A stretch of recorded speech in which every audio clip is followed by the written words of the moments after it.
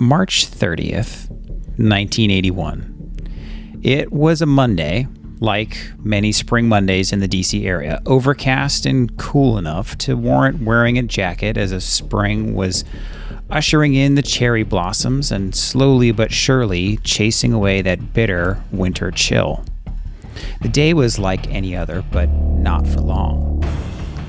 Yes, this was still our nation's capital, and there were politicians, journalists, labor leaders, and many other people at the Washington Hilton for the Reaganomics speech that had just been given. In fact, there were several hundred people at this AFL-CIO fundraiser, with the keynote speaker being none other than the Gipper himself. It was 2:27 p.m. that the Secret Service announced in each other's ears that Rawhide was on the move, walking to his vehicle to head back home when all of a sudden gunshots rang out, and President Ronald Reagan was shot.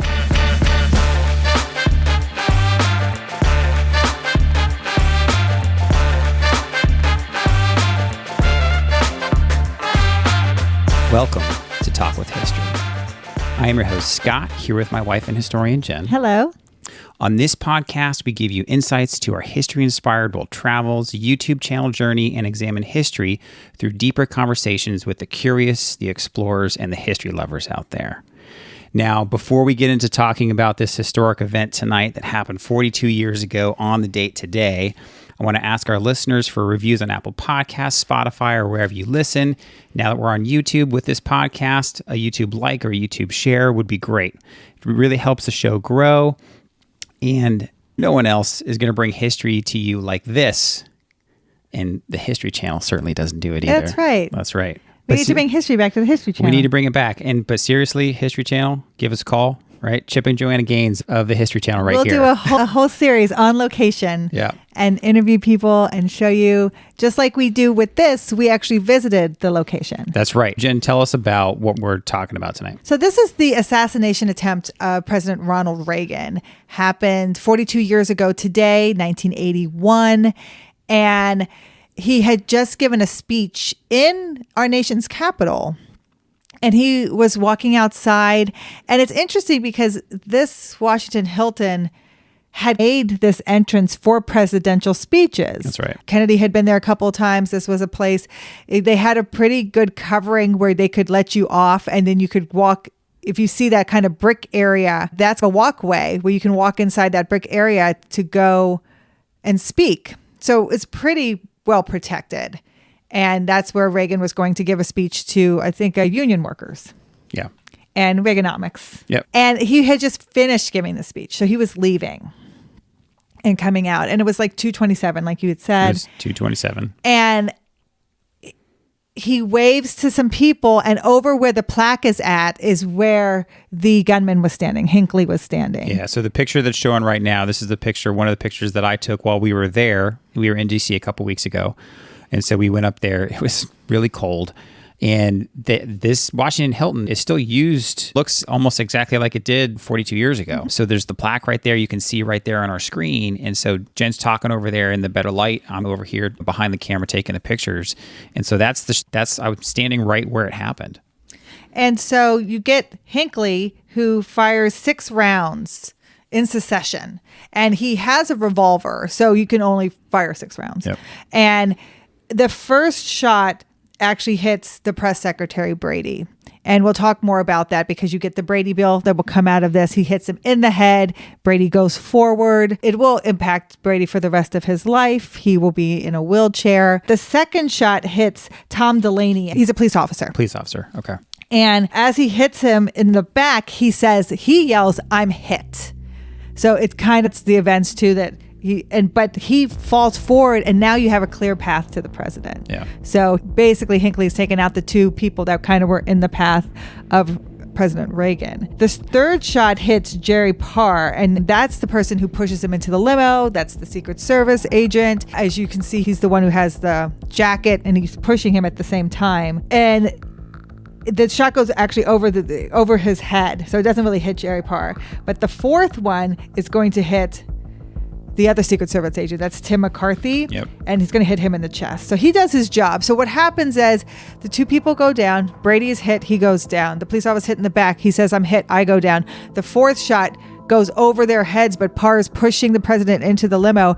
Delaney turns towards the gunfire and spreads out his arms, just like a Secret Service agent is supposed to do. He makes himself a bigger target. And he gets hit right in the chest. And then the fifth shot hits the limo window, but it's the sixth shot that gets the president. It's the sixth shot that ricochets off the parking lot, hits the back of the limo, and because the limo is bulletproof, it actually ricocheted back. Ricochets into the armpit I didn't realize of Ronald Reagan. Yeah. And if I remember right, and the thing with our video, there's a ton of video. You guys can find a ton of videos on the Reagan shooting. You can find a ton of journalists that have done it over the years, recently, 20 years ago, 30 years ago, and they do some very in-depth, they actually drive the route and film on the whole thing. So we actually use those as a little bit of research on our side. There's some really good ones, but one of the things I think I remember him talking about is they didn't realize he was hit right They didn't realize he was hit because it's a ricocheted bullet that's getting him in like the back left armpit. So I'm doing my right, the left armpit. His injuries were not noticed at first. And I actually enjoyed learning the call sign of the Secret Service call sign. That was rawhide. Back to the White House. Back to the White House. Rawhide is okay. Rawhide for the president, and they called the White House the Crown. Yeah. So they get in the limo.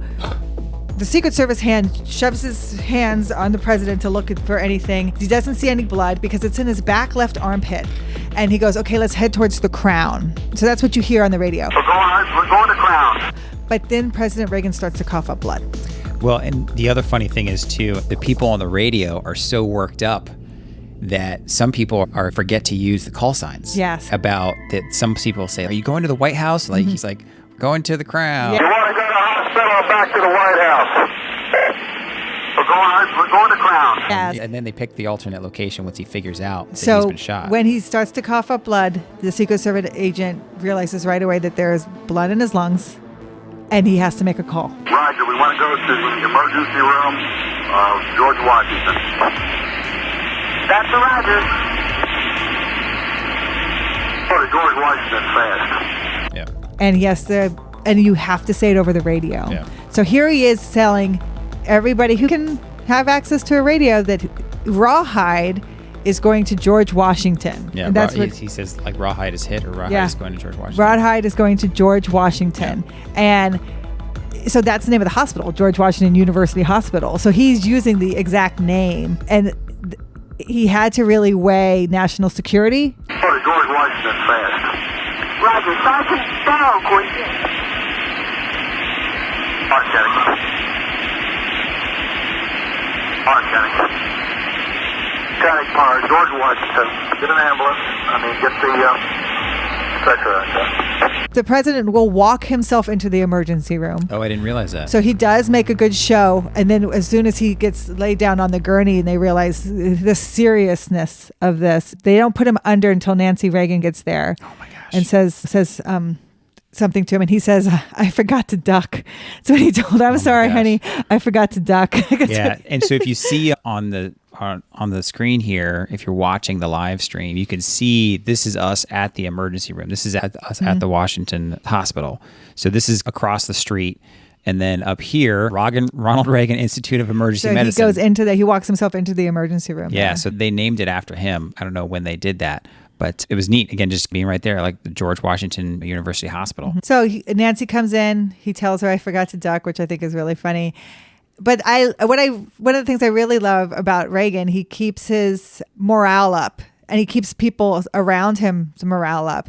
So before he goes in for surgery, and before they put him under, he looks around at all the medical staff and the surgeon, and he says, I hope you're all Republicans. Yeah, I know. You love that story. I love that story.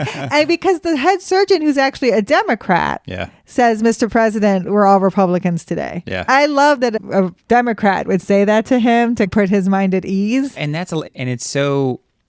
I love it because it's so stereotypical of Reagan, too. That's what he was known for. We were doing our research on Reagan videos, and they talked about all the time, like how he would crack jokes during his speech. Mr. Speaker, Mr. President, distinguished members of the Congress, honored guests, and fellow citizens. Today marks my first State of the Union address to you, a constitutional duty as old as our republic itself. President Washington began this tradition in 1790 after reminding the nation that the destiny of self-government and the preservation of the sacred fire of liberty is finally staked on the experiment entrusted to the hands of the American people. For our friends in the press who place a high premium on accuracy, let me say, I did not actually hear George Washington say that. Unlike a lot of his predecessors before him. Yes. And so even in that time, right, he's getting ready to go under for surgery. He's cracking jokes. So it just really encapsulates him in his persona right then and there. Yes. And so he will go under surgery. They will find the bullet. They will patch him up. We read that the Oscars were supposed to air that night, so they delay the Oscars for one night because the president had actually recorded a message for the Oscars. Thank you very much, ladies and gentlemen. I'm sure that all of you here and most of you watching tonight understand why we delayed this program for 24 hours. Because of the incredible events of yesterday, that old adage, the show must go on, seemed relatively unimportant. The Academy, ABC Television, and all of us connected with the show felt because of the uncertain outcome, as of this time yesterday, it would have been inappropriate to stage a celebration. But the news today is very good, as you know. The president is in excellent condition at last reports. He's been conducting business, and he happens to be in very good spirits. After all, you must remember this is a man who yesterday, while he was in the hospital unable to speak, wrote on a sheet of paper, "All things considered, I'd rather be in Philadelphia." So tonight the show does go on. Now, 2 weeks ago, President Reagan videotaped an opening greeting for this occasion. We were in contact with the White House about 2 hours ago, and it was the president's express wishes that we use that introduction. And I might add that you might like to know that he also asked for a television set in his room so he could view this program tonight. I was, sure. I must say, actually, the president was in such good form today, I was very tempted to call him and ask him if he had any more of those one-liners that I could use. So it is especially pleasing tonight, ladies and gentlemen, to be able to say, here is the President of the United States. Good evening to my fellow Americans eagerly awaiting the presentation of the 53rd Annual Academy Awards. It's surely no state secret that Nancy and I share your interest in the results of this year's balloting. We're not alone. The miracle of American technology links us with millions of moviegoers around the world. It's the motion picture that shows us all not only how we look and sound, but more important, how we feel. When it achieves its most noble intent, film reveals that people everywhere share common dreams and emotions. Tonight, I applaud all who create, make, distribute, exhibit, and attend movies.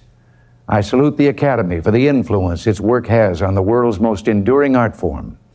Film is forever. I've been trapped in some film forever myself. And as a former member of the Academy, I ask you now to join Nancy and me in enjoying this year's ceremonies. The one thing that was scheduled that didn't get canceled was the NCAA basketball championship was playing that night. That same night? That same night. Oh, wow. And they didn't delay that, but they did have a moment of silence for the president. Wow. He's only there for 11 days. And he, again, this is an interesting time in the country too, because things are happening fast, right? This assassination attempt, president is shot, president's going in for surgery. So people are like, who's in charge? George Bush is hearing about this in the air. He's on Air Force 2. So he's hearing about this in the air. And this is when you get the Speaker of House who makes that statement, I'm in control. And there are absolutely no alert measures that are necessary at this time or contemplated. Now, if you have some questions, I'd be happy to take them. Who's making the decisions? Constitutionally, gentlemen, you have the President, the Vice President, and the Secretary of State in that order. And should the president decide he wants to transfer the helm to the vice president, he will do so. As of now, I am in control here in the White House, pending return of the vice president, and in close touch with him. If something came up, I would check with him, of course. And he'll say, I'm in control. And people go, what? That's not how it works. Yeah, there's another person in between you, right? There's a couple steps. But the Secretary of State, like, it's going to go president, vice president, Secretary of State, probably Secretary of Defense. Like, you have all these secretaries that before the Speaker of the House is going to... Speaker of the House is third in line. That was third? Yeah. So he says, I'm in control. Yeah. And so That's too funny. Bush is like in the air. He's like, what? I still exist. Like, hello. So that happens. But another thing that's happening in 81 at the time is news coverage. Yeah, it was. So this recording, the early end of that CNN type era. yes, Yeah, this is right. CNN's first year, and so NBC was there, ABC was there. That's where you're getting the very good angle of everything that's happening, and CNN starts to play that over and over again. And CNN runs it for a full 24 hours with updates as they go. And some of the things they get wrong is they get wrong that Brady was killed, and it takes a while before they realize that Brady was not killed. So that's one of the first things they do report. But what happens is it really cements CNN as being a place to go for very to date. Yeah, and just kind of minute by 24-hour news. Yes, if you want to go for good coverage, actual up-to-date coverage, yeah, the CNN was the place to go. Like I said, they've only been around for a year, but doing this, I'm sure they were like the place, because all the other typical networks would take breaks. They would go to their other programming and this, that, and the other. And this event happens. It was laid their foundation of, yes, this is what we do. Now, when we talk about Hinckley, the shooter, a lot of people, John Hinckley Jr., who is the one who fires his gun at the president and eventually will kill Brady, he says he does it to get the attention of Jodie Foster. He had seen Jodie Foster in Taxi Driver, and he was very enamored with her. And so he thought if he did this, he could bring attention to himself. Jodie Foster, in return, has only ever spoken about this 4 times. Yeah, I thought this was interesting. And when you said that to me, I don't blame that. I don't blame her. Because I don't want to jeopardize the prosecution. Without getting specific, was he threatening, amorous? What was he like? I'm not allowed to say.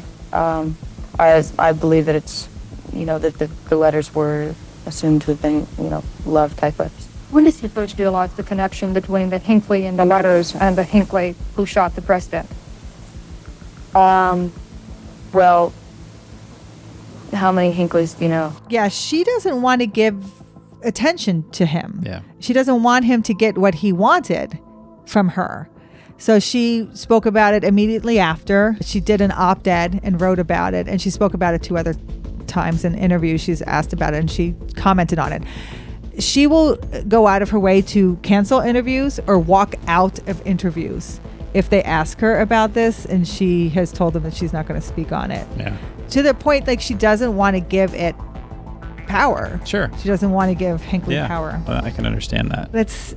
So what...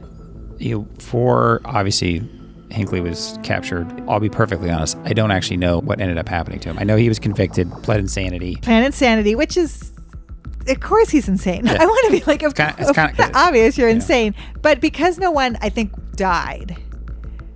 So I think at the time no one was killed. Right when it happened. So even though Brady passed away later.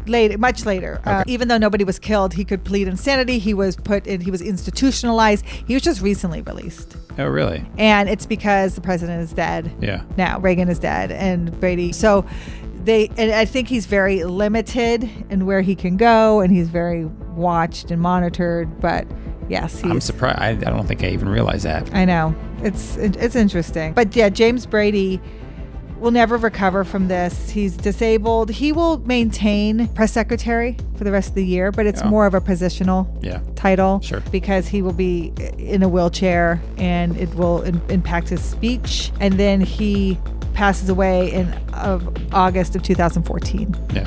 And like I said, the medical examiner will rule it a homicide because he will succumb to the injuries that he received from that gunshot wound to the head. Tim McCarthy is still alive. The Secret Service agent got shot in the chest. Had 3 children afterwards. And the police officer, Tom Delaney, is also still alive, who was shot in the back. One thing that I thought was interesting is the president's approval rating goes up after this. Yeah, that's not super surprising. People rally around a horrible event like that. It doesn't matter if you disagree with Reaganomics at the time or not, we're going to rally around something that's obviously, hey, you can't be shooting the president. Yeah, and I think people, again, Reagan, he's such a good communicator. Yeah. And so he's so good with people and putting them at ease and building morale that I think people saw just the way he handled the whole thing.